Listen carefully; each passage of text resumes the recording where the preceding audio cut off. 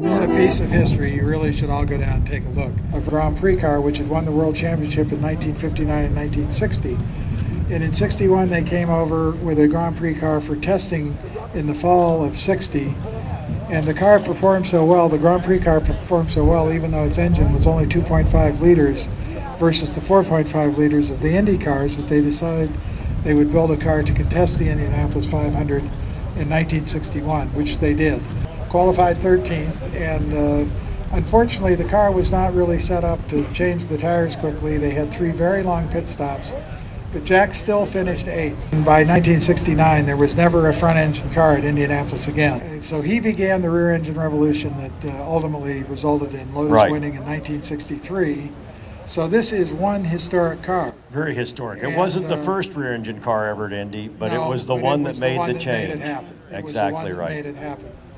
It was the 4th. Philippe, see, now he owns the car. It's always the deal. The car owner knows. It was the 4th rear engine car at Indy. This one. Originally, yes, but this one was a true Formula One engine, boosted to 2.7 instead of 2.5. And those engines had been Formula One world champion for the 2 years before.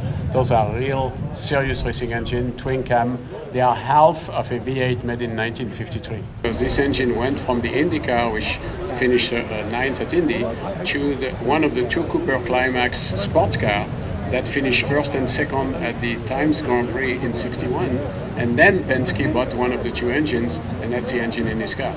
Yes, wasn't considered good. Yeah, what happened is that the cars, after the 61 Indy, it sat in a museum, and in 63, Joe Huffaker did an effort to put a Aston Martin engine in a car and went back to Indy and qualified with Pedro Rodriguez. And it was called the Cooper Aston Martin Special. And so he qualified but got bumped. And then the car disappeared in Spanaway in Washington, where a guy put a Chevy engine in it and crashed it because he stuck the throttle.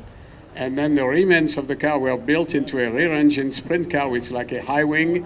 And then that's when I found it, discovered it, and bought it from the guy. And then 2 people that are unfortunately passed away helped me to restore the car. One of them was T.J. Beauchamp, who was a chief mechanic for Sam Posey at Indy in '72, a fabulous fabricator. And the other one was the engine man.